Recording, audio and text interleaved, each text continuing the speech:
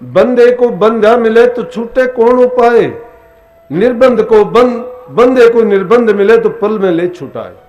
अगर बंधे हुए के पास दूसरा बंधा हुआ इंसान बैठा है और वो कहता है मुझे खोल दे, वो कहेगा मैं तुझे कैसे खोल लूंगा, मैं खुद बंधा हुआ हूं।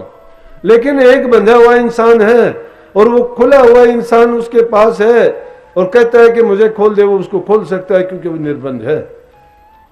लेकिन हम ऐसे बंधे हुए हैं, निर्बंध नहीं है। दुनिया में रहते हुए जो ये हमने जाल बुना है, कुल का, परिवार का, समाज का, धन दौलत का, मेर तेर का, महल मकान का, जायदाद संपत्ति का, कितने दिन के लिए है? कितने दिन के लिए है? 4 दिन के लिए। हमने इससे ज्यादा नहीं देखा। कोई 20 वर्ष में, कोई 30 वर्ष में। अरे जिस प्रकार से सफर करते हैं, रेल में, बस में चलते हैं, सवारियां बैठी होती हैं, स्टेशन आता है, लोग अपने अपना जब उनकी मंजिल आती है उतर उतर के रास्ता लेते हैं, बाकी आगे चले जाते हैं। हम रोजाना ये खेल देखते हैं, हमारे साथ वाले जाते हैं, लेकिन फिर उसके बाद भी हम नहीं चेतते। हम तो कहते हैं कि हम सदा के लिए अमर रहेंगे। क्या चाहिए हमें? हमें मान चाहिए, हमें इज्जत चाहिए, हमें प्रतिष्ठा चाहिए। दूसरे हमारे सामने कुछ नहीं है, लेकिन परमात्मा की नजर में भेद नहीं है। परमात्मा की नजर में तो वो भला और अच्छा है जिसको प्रभु से प्यार है। साहेब के दरबार में केवल भगत प्यार, साहेब भक्ति से राजी, तजे दुर्योधन के पकवान खाए दासी सुत भाजी, रची युधिष्ठिर यज्ञ बटोला सकल समाजा, मरता सबका मान सुपच बिन घंट न बाजा, पलटू ऊंची जात कर मत कर कोई अभिमान, साहेब के दरबार में केवल भगत प्यार। साहेब के दरबार में, परमात्मा के दरबार में तो वही प्यारा है कि जिसने भक्ति की है, जिसने अच्छे कर्म किए हैं, जो पाप कर्म को त्याग के प्रभु की भक्ति में जिसने अपने मन को लगा दिया है। लेकिन ये काम इतना आसान भी नहीं है जितना हम आसान समझते हैं। परंतु हम मुश्किल किसको समझते हैं? हम मुश्किल उस काम को समझते हैं जिसके लिए हमें कुछ देना पड़े। और देना क्या? जिसके लिए चंद पैसे देने पड़े। पैसे को हम बड़ा मानते हैं, लेकिन संत लोग उसको क्या कहते हैं? संत लोग तो उसको रोग और बीमारी कह के त्यागते हैं। जो माया संतंत जी और मूढ़ता ही लिपटाए, जो माया संतों ने तज दी है और मूढ़ता ही लिपटाए, जो न डारे वमन को और स्वान शोक से खाए। इस वैसी हालत है वो जिस प्रकार से हम मुंह से जो उल्टी करते हैं वो तो बुरी होती है, गंदी चीज होती है, उसमें विषाणु होते हैं, इसीलिए तो बाहर आ गई। उसको क्या करते? कुत्ता बड़ा चाव से खाता है, हम उसको बुरी समझ के, पेट उसको नहीं मानता अच्छी चीज है, इसलिए हमने उसको उल्टी कर दिया है। तो ये माया का रूप तो उस वमन की तरह से है, लेकिन मूढ़ आदमी तो उससे चिपटते जाते हैं। और जो लोग समझते हैं कि ये बीमारी है, क्योंकि माया सम नहीं, मोह निर्बंध समान नहीं चोर, हरिजन सम नहीं कोई नदी से और, हरिजन के समान कोई भी त्यागी नहीं है। क्योंकि जिसने एक प्रभु की प्राप्ति का मार्ग अपना लिया है, संसार के पदार्थ उसको फीके दिखाई देते हैं, उनके रस में उसको कोई आनंद नजर नहीं आता। अगर जो संसार को सत्य मानते हैं, उन चीजों को अपने आप में फंसा लेते हैं, तो वो लोग जिसने धन इकट्ठा किया, बड़े बड़े महल मकान बनाए, बड़े बड़े उन्होंने और कारखाने लगाए, धन दौलत बैंकों में छोड़ के गए, उनके साथ क्या गया? कर्म तो उन्होंने अच्छा नहीं किया ना। अगर अच्छा कर्म करते तो संसार से सुखाले जाते। जब उनकी पेशी लगती प्रभु के दरबार में, तो उनका लेखा जोखा जब देखा जाता तो उनके पल्ले कुछ धन दौलत होता। ये दुनिया की धन संपत्ति दौलत यहीं छूट जाती है, लेकिन नाम की दौलत ये हमारे साथ जाती है। इसलिए महापुरुषों ने फरमाया कि भाई तुम सत्संग में जाके, सत्संग की बराबरी नहीं है कोई भी। सत्संग में आया था, अगर किसी भाई को इन चीजों के बारे में भ्रम हो, उसमें कह दिया कि जप तप पूजा पाठ ये चीज सत्संग के तुल्य नहीं है, नहीं है वो इसके तुल्य। क्यों नहीं है? वो के संसार में आपको नामवरी के लिए, इज्जत के लिए, बढ़ाई के लिए लौकिक भक्ति है, वो उससे आपको मान इज्जत सम्मान मिल जाएगा, लेकिन आपकी रूह का काम उसमें कोई नहीं होता है। अब रूह का काम क्या है कि रूहानी बातों को ना तो तुम किताबों से समझ सकते हो और ना ही जबान से यूं अगर फरमाते हो उनको जान सकते हो। उसके लिए तो परमात्मा ने 10वीं गली बनाई है, जो गुप्त खजाना आपके अंदर रखा गया है, जिसमें ऐसी दौलत है जिसका संसार में कोई मुकाबला नहीं।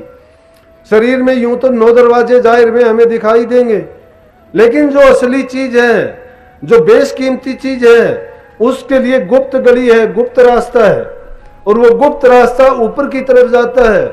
जब पिंड शरीर को छोड़ के हम ऊपर के देशों में जाएंगे, 6 मंडलों से ऊपर, वो आध्यात्मिक दर्जों को जब तय करते हुए सुखमना नाड़ी के जरिए जो जो ऊपर चलते चले जाएंगे, तो उन मंडलों में अलग अलग जगह दर्जों में जब पहुंचते चले जाएंगे, वहां का हमें बोध भान ज्ञान होता चला जाएगा।